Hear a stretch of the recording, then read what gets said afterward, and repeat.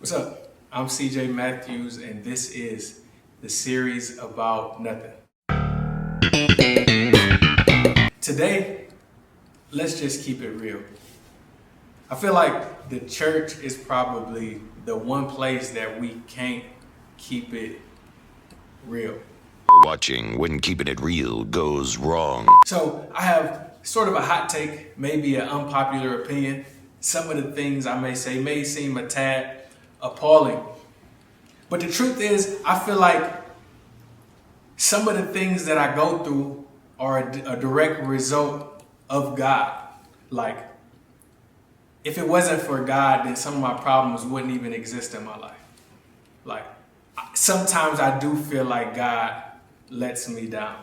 Sometimes I do feel like the things that God showed me weren't necessarily true. Because if so, where are they? Sometimes I do get upset with God. And the biblical example that I was reminded of is a story about the prophet Elisha. Now, if you know the prophet Elisha is a young man, very powerful prophet. I believe that in the Bible, the only person who has recorded more miracles than Elisha is Jesus. So, he was doing this thing, doing his work for God. But Elisha would travel, and he would travel through a city called Shunem. And whenever he would travel through Shunem, there was a certain lady who was well off. She would invite Elisha into her house, and she would serve him a meal. One day she went to her husband and said, "You know what?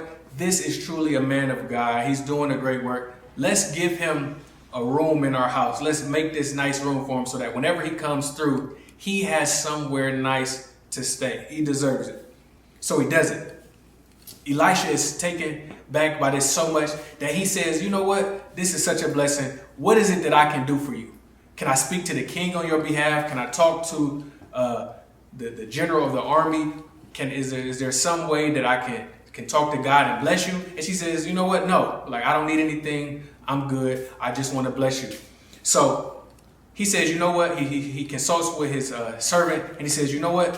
This lady doesn't have any children. I'm going to bless her with a son. This time next year, she'll have a son." And the lady is like, "Please don't lie to me. Please don't play with my emotions. Don't mess with me. Don't put this in my spirit if it ain't real." And he says, "Oh no, this thing is going to happen." What do you know? A year goes by. She has the kid. The kid grows up. He becomes a young child. One day he goes out. He tells his father, "My head is hurting. My head is hurting." Next thing you know, they take him upstairs to the prophet's room, who's not there, but the room that they reserved for him. And next thing you know, this child dies. Tragic. They say that there isn't a pain that is much more significant than that of losing a child.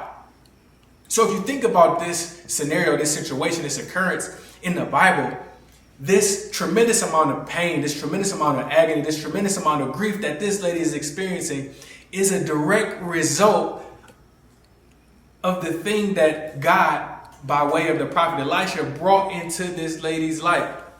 So I would say that she's right. She has the right in this moment to be upset with God. Because it's like, "God, this wasn't even my idea. I pleaded, don't put this thing in my life. But no, you insisted and you gave me this thing and I had such joy, but then you take it away." Now, I don't know if anybody has ever been through a situation like that where you was just minding your own business, where you was just chilling. Next thing you know, God gave you an idea. God presented an opportunity. God did something that got your hopes up, that brought you joy. And then the next thing you know, your hopes was dashed. Everything was taken away. In a sense, it's all God's fault.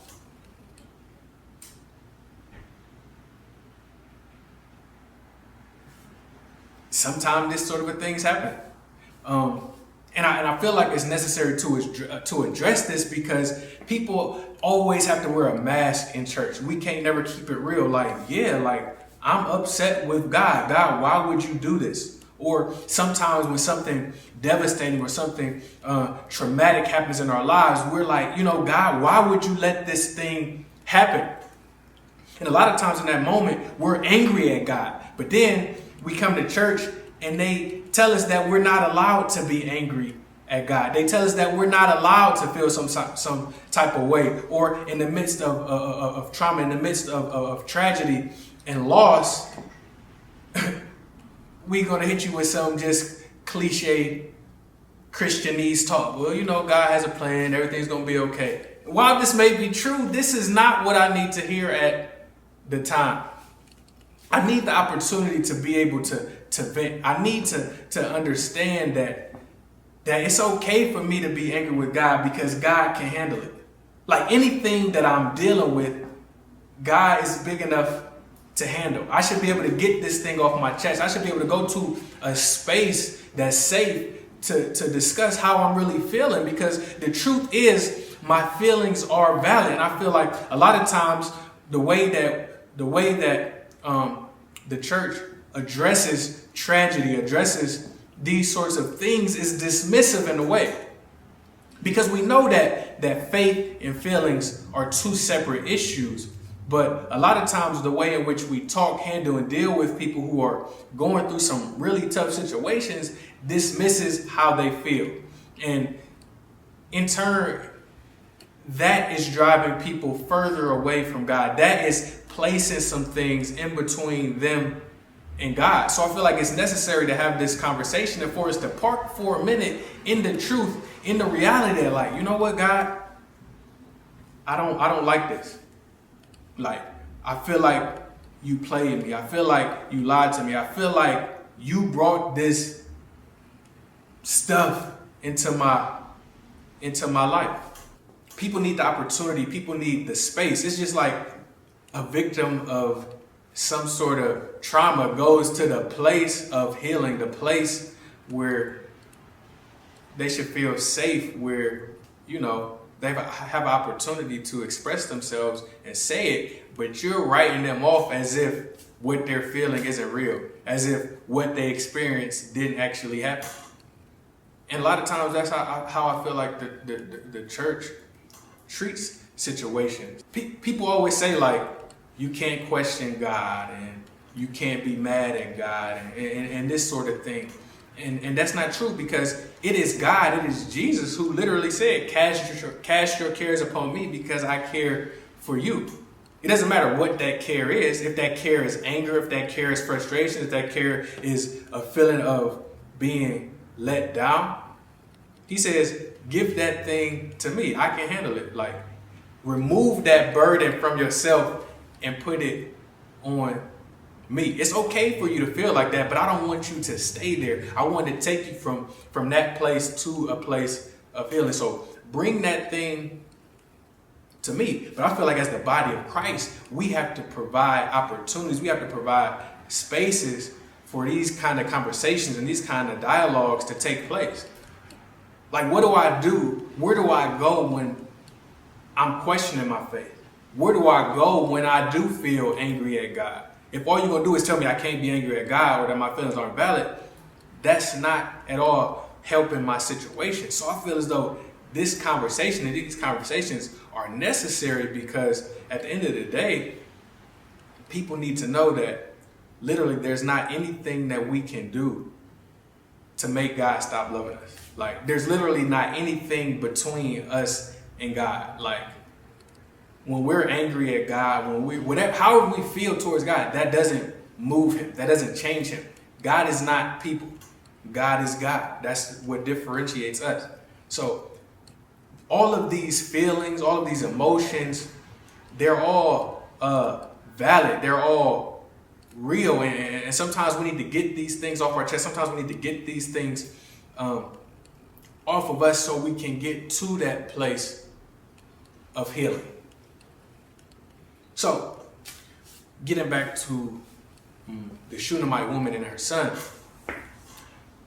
Her son dies. She goes to her husband, she gets the donkey. In other words, she grabs the keys to the truck and she drives straight to Elisha's crib. And she go to him like, yo, I told you don't do this to me. I told you don't put this situation in my life if it ain't gonna be real. So they go back through a series of events. The son is resurrected. So I can imagine then the immense pain, the immense trauma, anguish, defeat, what all of the things that she was feeling was replaced by joy. And I just imagine that the joy that she felt at the resurrection as she saw her child breathe again far outweighed the pain that she felt when he died. I've never given birth to a child.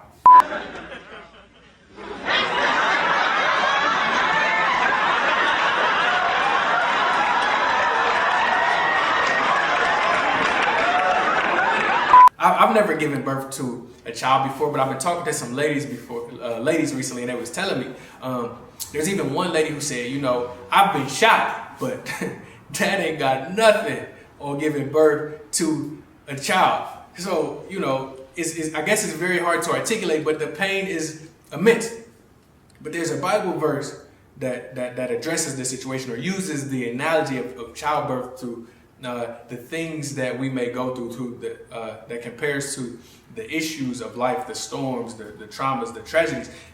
It's John 16:21. It says, when a woman gives birth to a baby, she has pain because her time has come.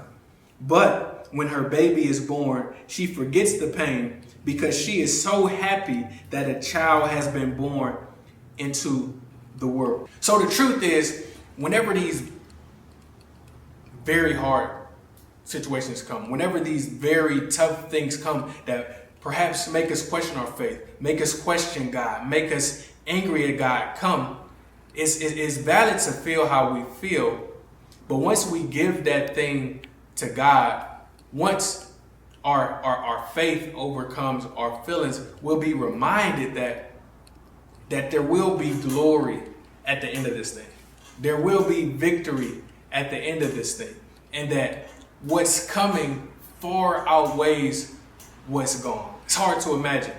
But what God has, the joy and the glory is far greater than the pain. I was just talking to some ladies today, and they were saying no matter how much pain, how hard, how long that birthing process was, that labor process was, when they see the smile on that baby's face, when they hear the laughter, even the crying, all of the pain is forgotten. I know that it may be tough because the things that God has shown us, the things that God has revealed to us that take so much time to manifest, or the hurt that we've been carrying and dealing with has taken so long to heal. But no matter how long these things have taken, when God does deliver, when that thing does manifest, it will be far greater than the pain that we experience. Thanks again for tuning in to the series about nothing. If you enjoyed this, if this has touched you any kind of way, hit the like button. Don't forget to subscribe. Share this message with a friend. Email us any questions, any comments, whatever it is that you got going on. Maybe we'll talk about that.